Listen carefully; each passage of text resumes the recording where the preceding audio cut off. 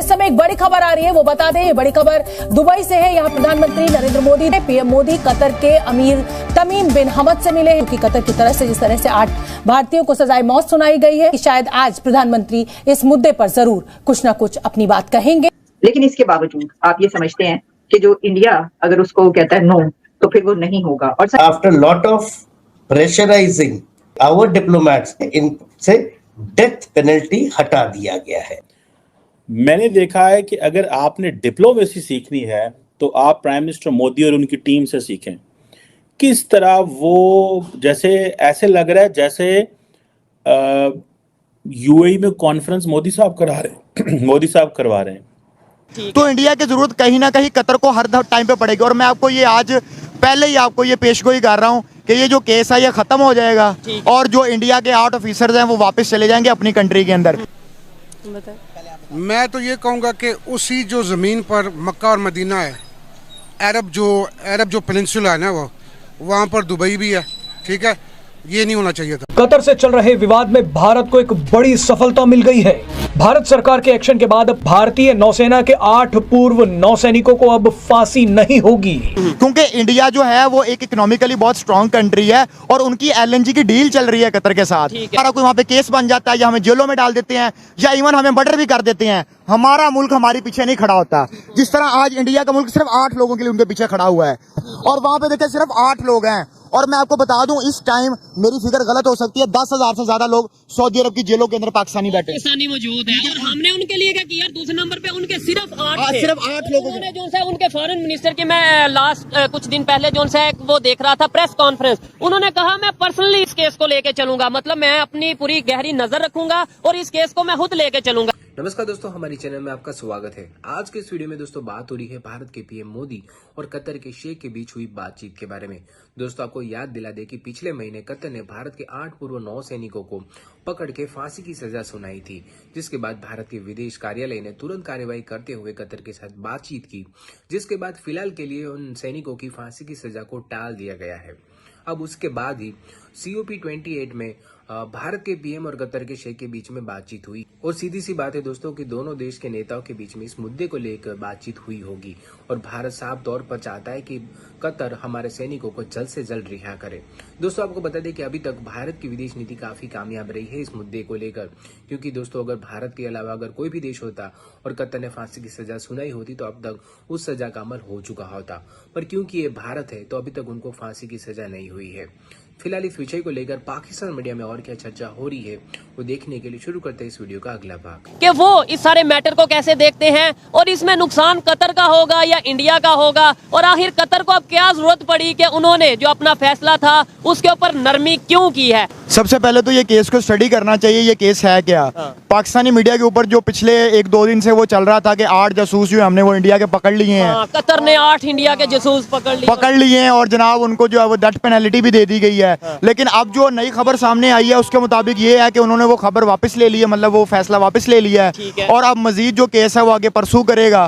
ठीक, इसराइल की जो सी इंटेलिजेंस एजेंसी है, कहा यह जाता है दुनिया में बड़ी मतलब मानी जाती है, बड़ी उनके पास टेक्नोलॉजी है, ये है वो है, क्या उन्हें भी फिर इंडिया की जरूरत पड़ गई? लेट्स सपोज अगर वो जासूसी कर रहे थे इसराइल के लिए तो इसका मतलब इसराइल को भी इंडिया की जरूरत पड़ गई जासूसी के लिए। जाहिर है, हम तो सारी जिंदगी यही सुनते रहे ISI नंबर 1, ठीक है, तो हम वही सुनते रहे, लेकिन हकीकत में कुछ और था, हमें कुछ और पढ़ाया गया है और अब आपके सामने आ रहा है कि इंडिया की जरूरत पड़ रही है। और इंडिया वैसे भी इकोनॉमिकली हमसे बहुत आगे है, तो इंडिया की जरूरत कहीं ना कहीं कतर को हर टाइम पे पड़ेगी। और मैं आपको ये आज पहले ही आपको ये पेशगोई कर रहा हूँ कि ये जो केस है ये खत्म हो जाएगा और जो इंडिया के 8 ऑफिसर्स हैं वो वापस चले जाएंगे अपनी कंट्री के अंदर, क्योंकि इंडिया जो है वो एक इकोनॉमिकली बहुत स्ट्रॉन्ग कंट्री है और उनकी एलएनजी की डील चल रही है कतर के साथ, जो कि 20 साल एक मुआहिदा और $1 ट्रिलियन मुआहिदा है, उसको कतर कभी भी नहीं खराब होने देगा। क्योंकि कतर की आप देखें ना, कतर की पूरी जो मईशत है वो ऑयल की बेस के ऊपर चल रही है और उसने अपनी एलएनजी जो है उसको बेचनी है और 20 साल का ये पूरा उनका प्रोग्राम है। अच्छा नहीं, लेट्स सपोज एक दूसरी साइड पे अगर देखा जाए, लेट्स सपोज ये सजाए मौत हो जाती है, जो इंडियन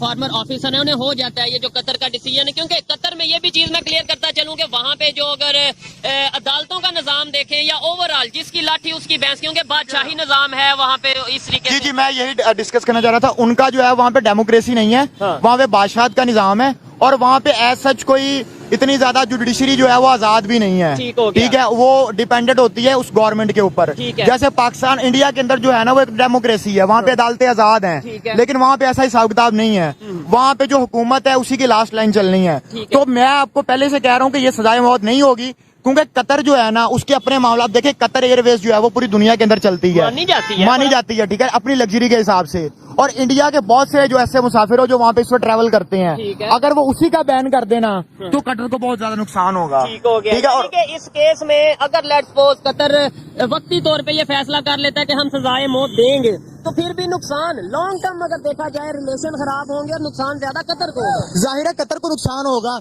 इंडिया को तो कोई नुकसान नहीं होगा। अब देखिए इंडिया जो है वो बहुत बड़ी पॉपुलेशन है, वहाँ पे उनको हर चीज चाहिए और बाकी सारे मामले भी चाहिए, वो किसी और मुल्क से ले लेंगे, लेकिन इनकी जो पूरी की पूरी इकोनॉमी है वो डिपेंड कर रही होती है ऑयल के ऊपर। ये जितनी गल्फ कंट्रीज हैं, चाहे वो सऊदी अरब है, कतर है, ओमान है, जितने भी ये कंट्रीज हैं, इनकी ऑयल के ऊपर चल रही होती है। और इन्होंने इनके साथ डील बनाई, और जो कि वो डील खराब करना कभी नहीं चाहेंगे, और ना ये कभी डील खराब हो सकती है, इसलिए इनको वो फैसला वापस ही लेना पड़ेगा। अच्छा दिलशाद भाई, ये तो इंडिया का और कतर का आपस का एक इशू है, मामला चल रहा है, और जो ओपनली पूरे नजर आ रहा है कि भाई इंडिया इसे बहुत बेहतर तरीके से लेके चल रहा है, लेकिन हमारा यहाँ पे ये डिस्कस करना मेरे ख्याल से उस तरीके से नहीं बनता कि भाई इंडिया ये जंग जीतेगा, यानी ये जो सी एक कानूनी जंग है, ये इंडिया जीतेगा या कतर जीतेगा। हमारा यहाँ पे जो मेन एक कंसर्न है कि इंडिया की फॉरेन पॉलिसी को देख ले, पाकिस्तान की फॉरेन पॉलिसी को देख ले। हमारे यहाँ पे भी बहुत सी ऐसी एग्जाम्पल, डॉक्टर आफिया सिद्दीकी की अगर बात करें, कितने ही सालों से वो वहाँ पे मतलब जेल में हैं, और हमारे यहाँ पे नारे लगाए जाते हैं,